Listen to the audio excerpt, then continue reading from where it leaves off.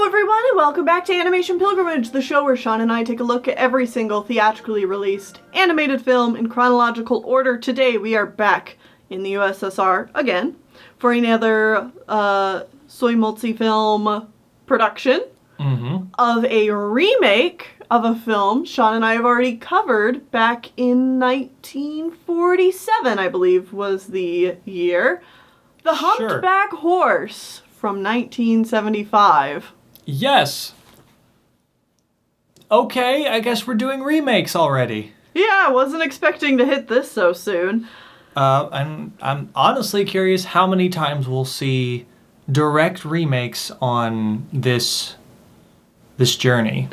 This one's very particular because it's a full-on remake, like completely reanimated remake of the Humpbacked Horse. But still uses the same character designs, the same general script as far as I can tell. They added a whole new sequence in there, but otherwise it's just the same story again, but completely reanimated. Yeah. So that definitely has some ups and downs. For sure. Like, for one, I would have to say that the editing, the composition is better overall. Like, especially any place where we have made technological advances in the last 30 years, you see that and you can appreciate that in this movie. However, The horses aren't as good. the horses aren't as good, and that was the one really good thing about the first movie. Dang it! Russia back in the 30s was known for one thing, and that was beautiful, sexy, amazing horses. And you know what? This movie didn't have beautiful, sexy, amazing horses. They were only really good-looking horses. Yeah. How dare they? They've regressed. That being said, I think the human character animation was significantly better this time around. Yeah, it was just more solid and stayed on model better. But the horse animation really was a step back, and it's sad because it was really, really spectacular in the first film. This time around, I felt like there was definitely more instances of reused animation and especially effects and stuff like that. It felt a lot more manufactured, less just organic. Yeah. In how it was created. Yeah. So I guess we should go over the plot in case anyone hasn't watched our review of the first one, which in case you haven't, you should check it out. It's a good movie. Anyways, this is the story of the youngest brother of three, and something is trampling their fields at night. So they go out to watch at night, aka the youngest has to sit and watch while the two older ones go and get drunk. Yeah. The youngest one finds a giant, fiery, mystical white horse comes down and plays in their fields at night. So he captures this horse, and she's like, hey, if you release me, I'll give you these two awesome black horses with red coats, or like red manes. Also, I'll give you They're my children. They're my children. You can have them. Additionally, you'll get this tiny little humpbacked horse with long ears, and it looks kind of like a donkey rabbit camel. Adorable. This thing is great and amazing. I'm pretty sure you said the exact same thing 30 years ago.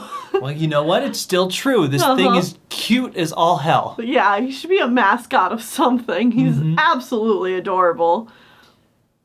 So he lets the older horse go, and he has these beautiful horses. Well, his brothers steal his older horses and try to sell them in town. Thankfully, he shows up in time because the tiny horse can talk and fly and do other things because it's made of pure magic. It's a magic pony, which I think was the alternate title. Yeah, translated title. Yeah. So he makes it to town in time to be the one to actually sell the horses to the king... The Tsar. The guy in charge. He's a kingly Tsar. Yeah. Anyways, he sells the horses to him, and because no one else can control them, he immediately becomes the chief of horses. The guy that used to be the chief of horses is this evil-looking guy, and he's an evil advisor. Evil advisor, man. So he... You know how it goes. This is a fairy tale story. Yes. You know, like, that's one thing that I learned about Redway, too, in between us talking about the original and this one, is that this was apparently... It's kind of an Okami situation, where it's not based on a singular fairy tale, but it has elements of a lot of different fairy tales kind of pieced together. Okay. To become something new. I could see that. Mm-hmm. So the evil advisor man spreads nasty rumors that the kid can do various things, and the king's like, you better do these various tasks for me, otherwise I'm gonna kill you or something.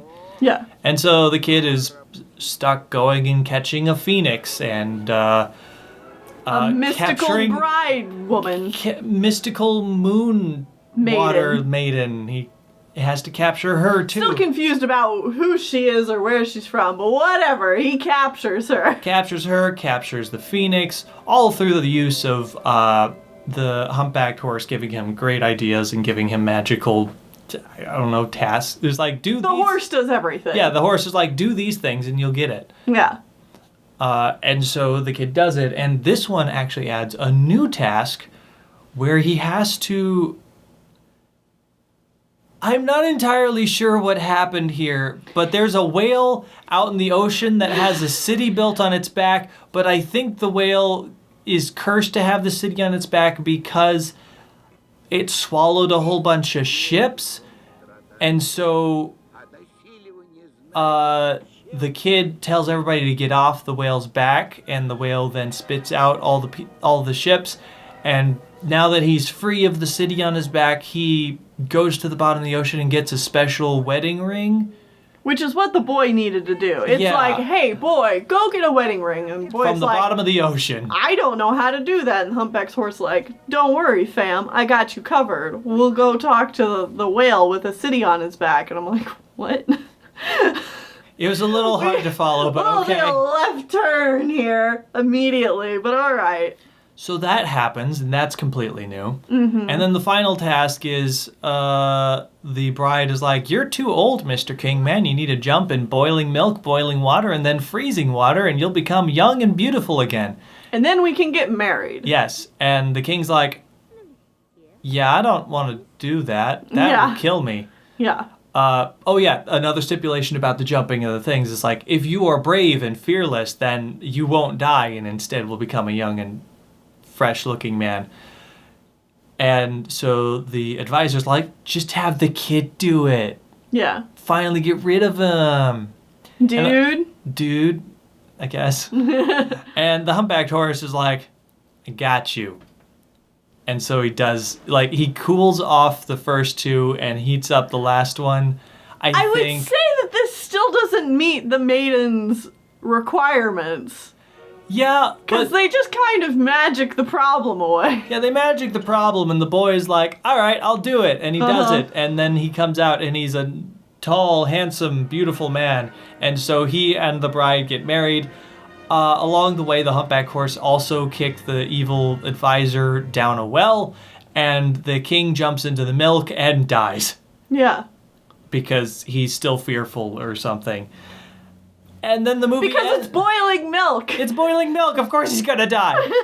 So the boy and his humpbacked horse and the maiden live happily ever after in a new city that they pop into existence. It's a fantasy story. It's a fairy tale. You can't really blame it. The end.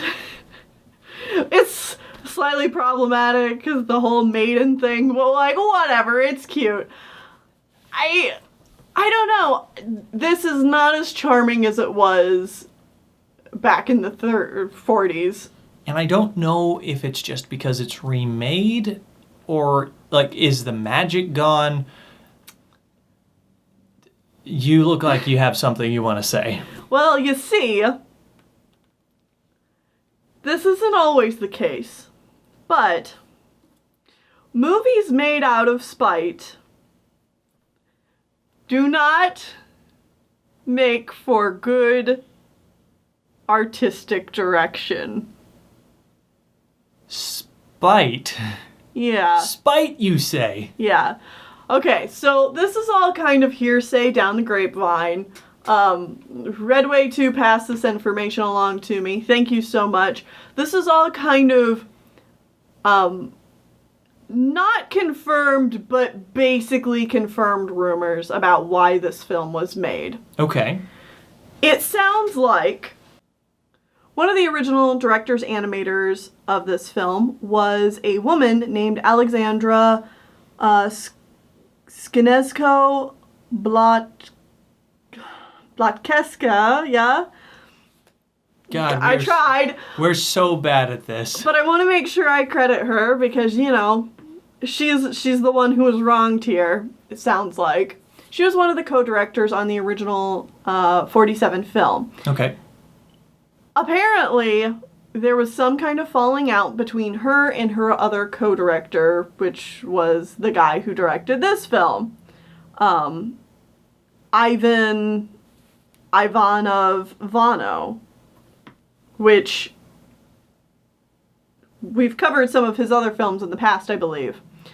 And mainly that spat was that he wanted to have an affair with her. Oh, cool. And she's like, no. Yeah. So, all that time later, he decided, well, you know what? Fine, screw you then. And so he remade this whole movie without her, just so that he could take her name off the credits. Wow. Yeah. What an asshole. I know, right? Like, what a dick. So, the fact that this film is kind of an inferior version of a film made 30 years ago, I think is pretty fitting. Pretty poetic. However, it's not exactly like it's super poetic, though, because I think as far as Redway and I could tell, most people who know this film know the 75 version versus the 47 version, which is too bad. I understand because they were probably able to more commercially, I don't know, advertise it.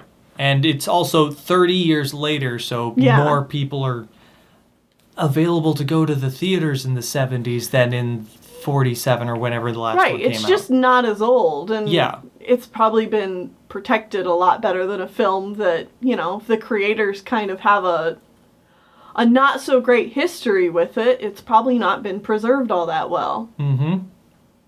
And Redway 2 went on to say that, you know, there hasn't been a Me Too movement or anything similar in Russia. So, you know, there's a lot of cases of stuff like this in the Russian animation industry, and that's sad to hear. Hooray, sexism. I hope that, you know, because let me tell you, Russia has some amazingly talented animators, and I know they aren't all miraculously male. There's gotta be, and I know there is, a ton of amazing female animators who deserve to work in the Russian animation industry just as much as their male counterparts.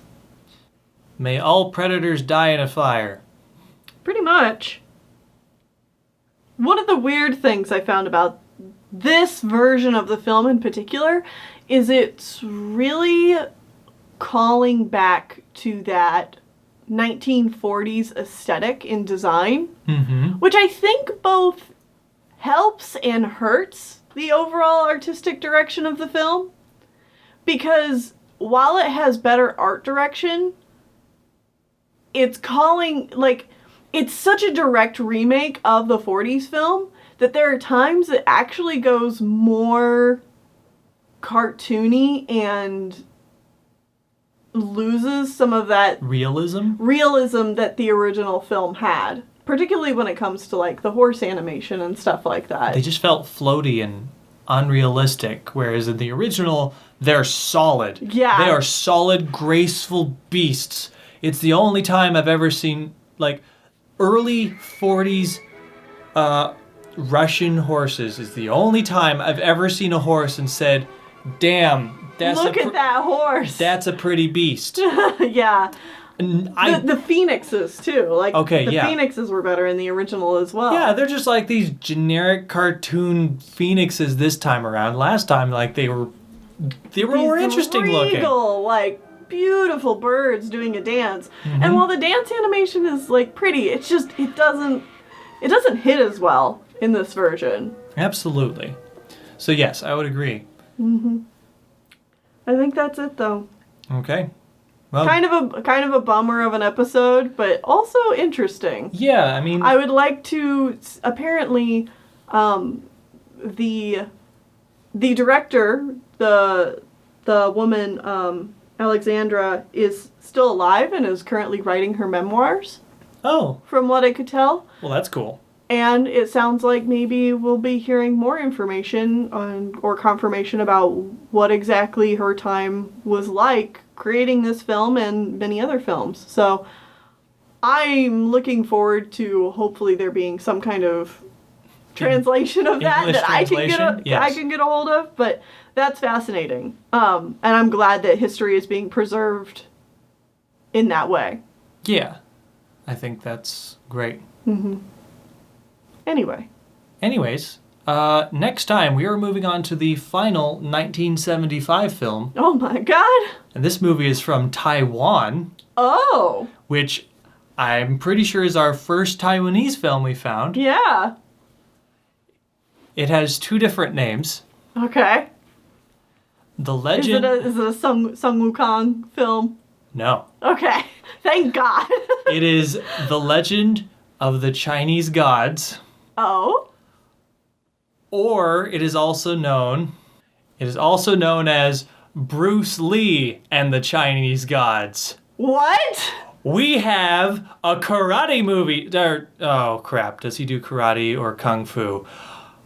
We have a martial arts film, Sweats. I am excited to see how this turns out. Oh, fun. Okay, cool. Wow.